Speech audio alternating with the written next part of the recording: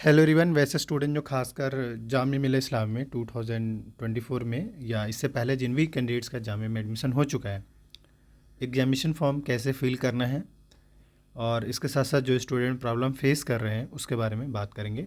साथ ही एक सोल्यूशन के बारे में बात करेंगे। तो आपको बिल्कुल भी नहीं घबराना है, वीडियो एंड तक देखना है। सबसे पहले आपको गूगल पे जाना है और आपको सर्च कर लेना है JMICUE, और सर्च करने के बाद इस टाइप का लिंक आएगा, आपको इस लिंक पे क्लिक करना है। जैसे इस पर क्लिक करेंगे आप इसके ऑफिशियल वेबसाइट पर आ जाएंगे। आने के बाद इस टाइप का डिटेल्स शो करेगा। अब कोर्स आप नए स्टूडेंट है या पुराने स्टूडेंट डजन मीन, लेकिन प्रॉब्लम यह है कि आप जो है एग्जामिनेशन फॉर्म फिल करने में आपके साथ इशू क्रिएट हो रहा है। तो अभी हम उसी के बारे में बात कर लें। जैसे कि इन्होंने लास्ट टाइम नोटिफिकेशन जो रिलीज़ करा था वो आपको यहाँ पे दिख सकता है। खैर, अगर हम इसमें बात करें तो एग्जामिनेशन फॉर्म फिल करने के लिए तो आपको मालूम है कि ये राइट साइड पे टॉप पे ये लिंक है, रेगुलर स्टूडेंट लॉगिन। आपको इस पर चले जाना है। कई लोग का क्वेरीज है, डाउट्स है, इस वीडियो में हम डाउट्स भी क्लियर करेंगे। तो जो नए स्टूडेंट है, जो न्यू स्टूडेंट है, उनके को बस यही यहाँ पे आने के बाद सबसे पहले एक्टिवेशन और रजिस्टर नाउ पे जाना है। यहाँ पे जाने के बाद इस पर आपको क्लिक करना है। यहाँ पे क्लिक करने के बाद आप एंट्रेंस विथ JMI 2024-5 और यहाँ पे अपना रोल नंबर टाइप करना है। तो मैं एक रैंडम कोई रोल नंबर सेलेक्ट कर रहा हूँ और इसके बाद सेलेक्ट करने के बाद इस पर प्रेस टैब पे क्लिक करना है। जैसे इस पर क्लिक करेंगे, देखिए अब मैंने रैंडम जिसका भी सिलेक्ट किया, ऑलरेडी स्टार्ट का ऑप्शन आ रहा। अब इसका कहानी समझा देते हैं, इसका सोल्यूशन क्या वो समझा देते हैं। अगर कोई स्टूडेंट कोई भी लॉगिन कर रहे हैं और अगर ऑलरेडी रिस्टार्ट ऑप्शन आ रहा है, इसका ये मतलब है कि उन्होंने जो है इस वाले सेक्शन पे जाकर, या फिर ये कह लीजिए कि जो उन्होंने ईमेल डाला है, एक बार देख लीजिएगा जो ईमेल उन्होंने यूज़ किया था फॉर्म अप्लाई करने में, उस ईमेल पे एक वेरिफिकेशन लिंक जा चुका है जहाँ पे आपके 6 डिजिट का कोड होगा, साथ में ईमेल आईडी होगा और पासवर्ड होगा। उसके बाद एक लिंक होगा वेरीफाई करने का, उस लिंक पे क्लिक करेंगे, वेरीफाई हो जाएगा। उसके बाद डायरेक्ट आप जो है लॉगिन कर सकते हैं यहाँ पे आकर, यानी कि जिसका ऑलरेडी रजिस्टर का ऑप्शन आ रहा है तो पहला। लेकिन स्टिल अगर आ रहा है और आपको पता नहीं चल पा रहा है तो उस केस में आपके पास एक ही ऑप्शन है कि वो controller of examination gate number 20 counter number 4 या 5 पे जाकर उनको बताइए अपना प्रॉब्लम और वो आपका प्रॉब्लम सॉर्ट आउट हो जाएगा। ये तो हो गया जिनका रजिस्टर्ड का ऑप्शन आ रहा है। कई लोगों के साथ सब्जेक्ट से रिलेटेड इशू है। सब्जेक्ट रिलेटेड इशू है तो उनके लिए भी आपको कंट्रोलर ऑफ एग्जामिनेशन ही जाना पड़ेगा। उसके बाद वो अपडेट करेंगे एंड देन, यानी जिनका भी सब्जेक्ट रिलेटेड इशू है वही controller of examination gate number 20 पे जाना होगा। कई लोग का जो थर्ड टाइप का डाउट है वो है आपका पासवर्ड इशू। जैसे इसमें यह है कि आपका कोई मतलब ये आपके साइड से नहीं, एक्चुअली आपने सम टाइम आपने गलती किया, इस वजह से आपके साथ ऐसा प्रॉब्लम आ रहा है। जब आपने फॉर्म अप्लाई किया था तो ऑफकोर्स आपने एक पासवर्ड बनाया था और बाद में जो है आपने फॉरगेट पासवर्ड कर दिया। अब बाकियों का नंबर याद रखते हैं लेकिन अपने पासवर्ड ही भूल जाते हैं, तो उसका नुकसान तो आपको भुगतना ही पड़ेगा, जाहिर सी बात है। तो आपको ऑफकोर्स आपको अपना पासवर्ड तो एटलीस्ट याद, क्योंकि जिस भी कैंडिडेट को अपना पासवर्ड मालूम याद था और उस पासवर्ड से जिसने भी लॉगिन करा है उनका लॉगिन हुआ है, उनका लॉगिन हुआ ही है।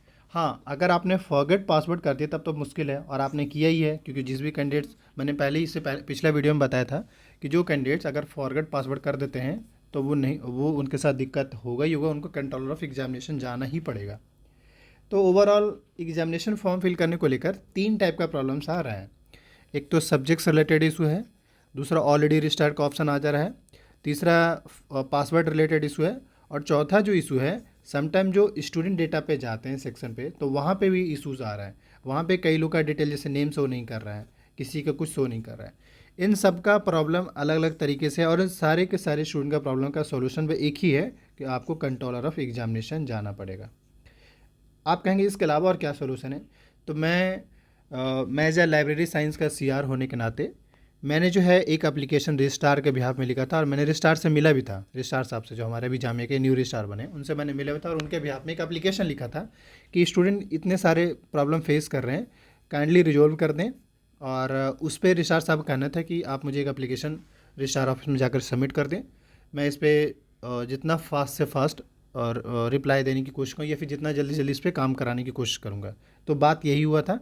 खैर अभी देखते हैं इनका क्या। मैंने तो फ्राइडे इवनिंग मैंने यानी कि कल ही जो है मैंने एप्लीकेशन सबमिट किया था। अब अभी देखते हैं वो कितना देर में वो एक्टिवेट करते हैं या काम इस पर कितना फास्ट करते हैं, ये देखने वाली चीज़ होगा।